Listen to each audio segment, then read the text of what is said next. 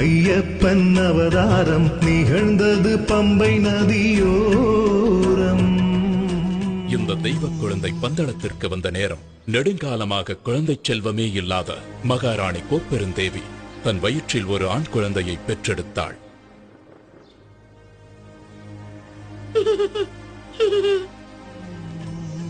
மணிகண்டனுக்கு கல்வி கற்கும் காலம் வந்துவிட்டது. அவனை குருகுலத்திற்கு அனுப்ப வேண்டும்.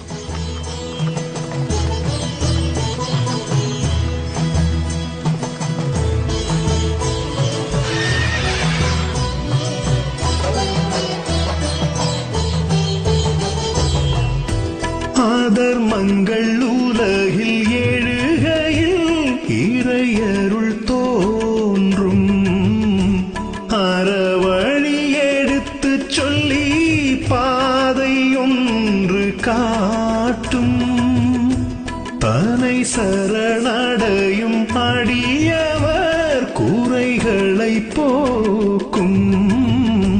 கதியேன பதம் பணிந்தால் காவல் நின்று காக்கும். கண்ணுக்குள் நின்றாடும் கருணை கடலே, எந்நாளும் கரை சேர்க்கும் நம் வாழ்வினையே. கண்ணுக்குள் நின்றாடும் கருணை கடலே,